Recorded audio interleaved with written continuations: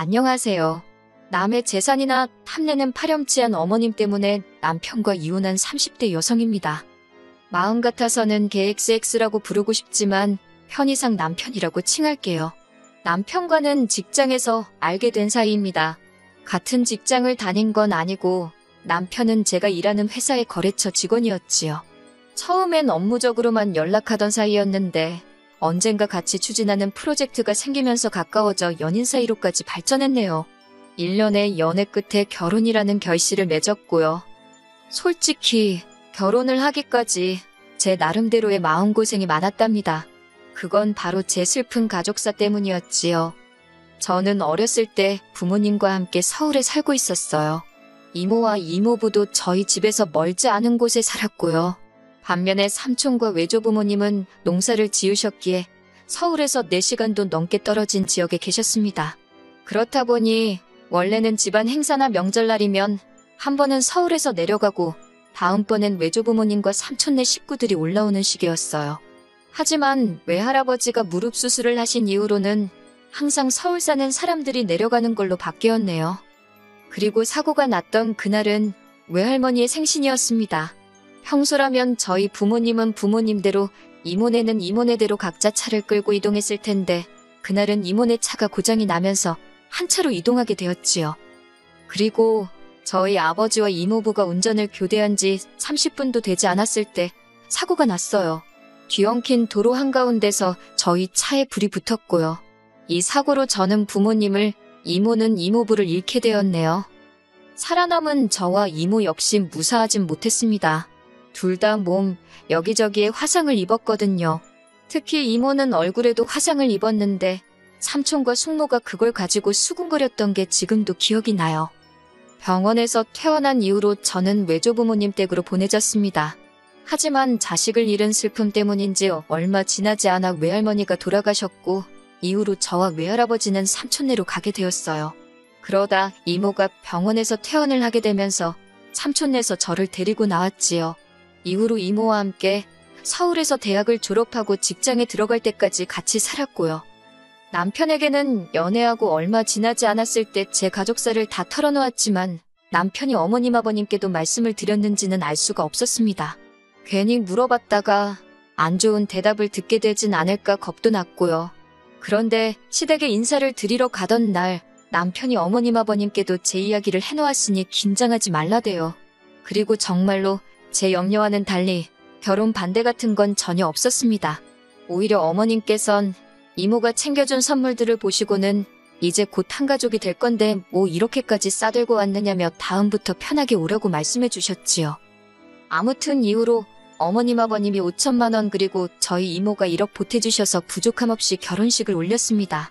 제가 처음엔 안 받겠다, 못 받는다 했는데 이모가 말하길 저희 부모님이 돌아가신 뒤 나온 보험금도 있었고 외조부모님이 저희 어머니 앞으로 남긴 유산도 있었다고 제가 받아야 하는 몫이라며 그런 소리 말라대요.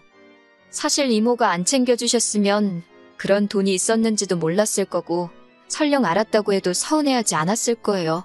참고로 이모는 이모부가 돌아가시면서 재산을 많이 남기셨어요. 그래서 덕분이라고 표현해도 될지 모르겠지만 이모하고 사는 동안 남들 하는 거 다 하고 남부럽지 않게 살 수 있었답니다. 결혼식을 올린 뒤 첫 해는 남편과 알콩달콩 재밌게 살았어요. 어머님 아버님도 잘해주셨고 솔직히 힘든 일은 거의 없었지요. 다만 전처럼 이모를 자주 만나러 갈 수가 없었는데 그건 시댁에 행사가 많아도 정말 많더라고요. 명절이나 생신은 물론이고 날씨가 좋아서 비가 오니까 아무튼 별의별 이유로 행사를 만들어내기 일쑤였거든요. 그러다 지난해 이른 봄이었어요. 이모가 저에게 할 말이 있다고 저희 회사 앞으로 찾아왔더라고요. 모처럼 이모랑 레스토랑에서 저녁을 먹고 디저트를 먹으러 자리를 이동했습니다. 카페에 도착해 자리를 잡자 이모가 하는 말이 이제 저 시집도 보냈고 해서 이모도 새 출발을 하고 싶다셨어요.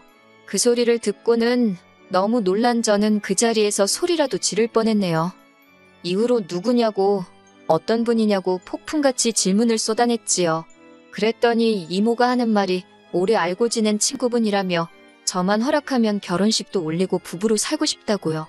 저는 이모더러 그게 왜 내 허락이 필요한 일이냐고 이모가 하고 싶은 대로 하라고, 나는 이모가 행복해지는 일이라면 뭐든지 찬성이라 했어요. 그렇게 이모와 행복한 데이트를 마치고 집으로 돌아왔습니다. 저도 모르게 콧노래가 절로 나오더군요. 그런 저를 보더니 남편이 이모님이랑 무슨 이야기를 나눴길래 그렇게 기분이 좋냐 그래요. 이모님이 뭐 좋은 선물이라도 사주셨냐면서요. 사실 앞서 언급한 것처럼 이모랑 자주 보지는 못했지만 그래도 한 번씩 만나면 이모가 오시며 구두며 잔뜩 사주기도 했고 용돈을 챙겨주기도 하셨거든요. 저는 남편에게 이모의 소식을 전했습니다. 그런데 남편의 반응이 입으로는 잘 됐다고 하는데 얼굴색이 좋지가 않았지요.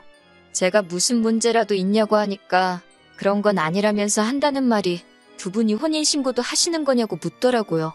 저는 그때만 해도 남편이 그런 질문을 왜 하는 건지 그 의중을 눈치채지 못하고는 순진하게 하지 않겠냐고 대꾸했습니다.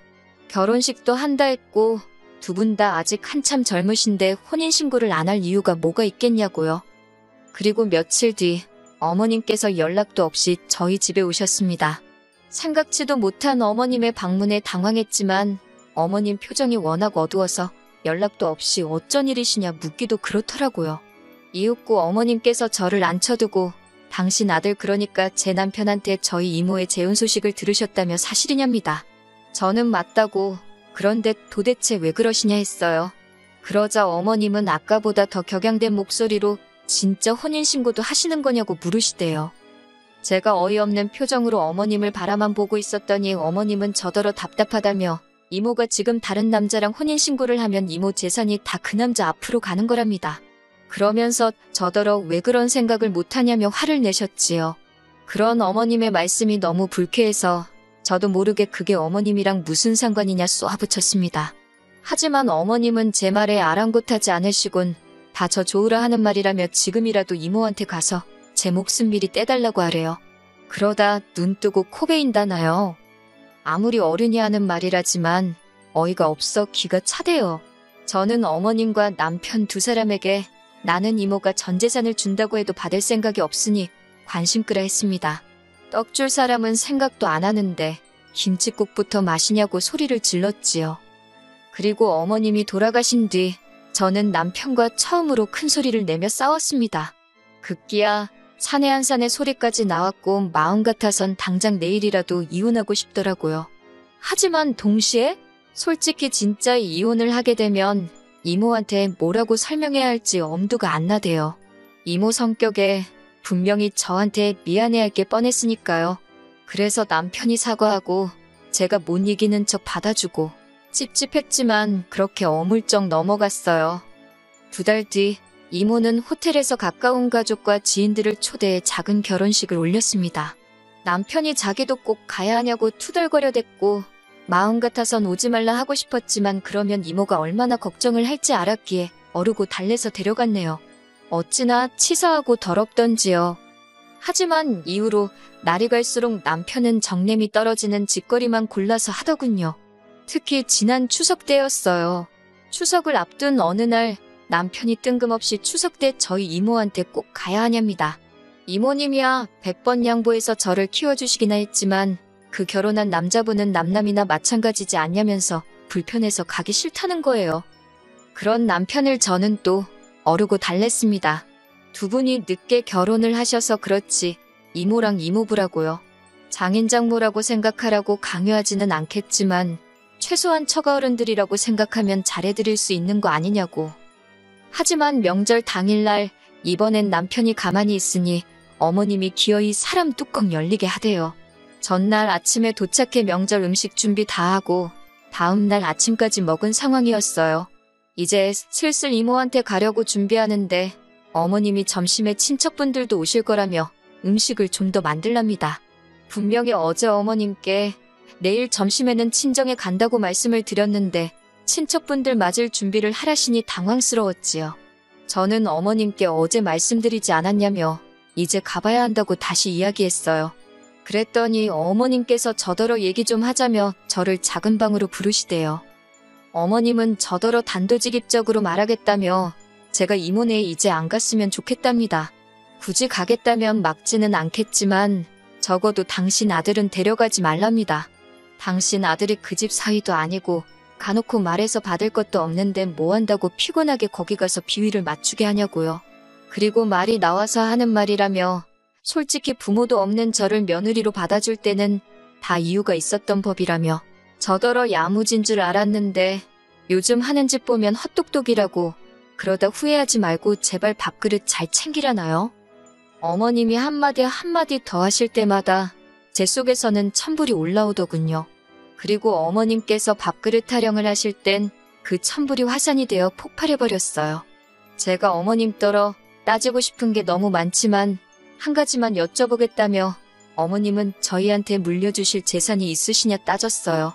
솔직히 저희 시부모님이요. 돈 없어요. 결혼할 때 보태주신 5천도 당신들 돈이 아니라 남편 명의로 받은 대출이었다는 걸 결혼한 지 6개월 만에 알아차렸습니다. 그래도 어머님 아버님한테 따져 묻지 않았던 건 어차피 저희 부부한테 들어간 돈이니 저희가 서운해할 수는 있어도 화낼 일은 아니라고 생각했기 때문이에요. 그래서 이후로도 어머님 아버님께는 늘 한결같이 잘해드렸는데 어머님은 속으로 다른 계산을 하고 있으셨다니 너무 실망스럽더군요. 어머님이 저더러 하는 말이 자기와 제 이모는 비교 대상이 아니랍니다. 당신은 당신 아들을 낳고 키운 진짜 엄마지만 저희 이모는 저를 키워주기만 했으니 당신과는 비교 불가라고요. 그러면서 덧붙이기를 그러니 당신은 재산과 상관없이 저희로부터 효도를 받는 게 당연하답니다. 어이가 없어서 어머님이 남편을 낳고 키운 거지 저랑은 상관없는 일 아니냐 했습니다. 그러니 앞으로도 효도는 남편한테서만 받으시면 되겠다고요. 저야말로 받을 것도 없는데 뭐 한다고 피곤하게 여기서 전이나 붙이고 있는 건지 생각해보니 너무 짜증이 난다며 거실로 나와 제 짐을 챙겼습니다. 제가 만든 음식도 싱크대에 다 부어버렸어요. 남편이 왜 이러냐며 목소리를 높이길래 넌 여기서 니네 엄마랑 음식이나 하고 친척 맞을 준비나 하랬네요. 그리고 하루빨리 집에서 네 짐 빼가라고 했어요. 곧 남편이 쫓아나와서는 어머님이랑 무슨 이야기를 했길래 이러냐입니다. 그래서 니네 엄마한테 물어보라고 받을 것도 쥐뿔없는 이 집 며느리 그만하겠다고 했지요. 그리고 바로 이모네로 향했습니다. 혼자 온 저를 보고 이모가 적잖이 놀란 눈치였지요. 마침 이모부는 자리를 비운 상태였기에 이모에게 그간 남편과 어머님이 했던 말들을 털어놓았습니다. 이모는 황당해하기도 했고 저에게 미안해하기도 했어요. 그러더니 하는 말이 근데 혼인신고는 안 했답니다. 이번에 결혼한 남자분, 그러니까 이번 이모부가 이모보다 재산이 더 많기도 하고 금전적인 걸로 얽혀서 괜히 좋을 거 없다는 사실에 두 분 다 동의했기에 혼인신고는 없이 살기로 했다고요. 이모가 저더러 진작 말해줄 걸 그랬다며 미안하다 하길래 저는 펄쩍 뛰며 아니라 했습니다. 오히려 안 해줘서 고맙다고 했어요. 덕분에 쓰레기 같은 인간들 털어낼 수 있어서 다행이라고요. 남편과는 이후로 협의 이혼했습니다.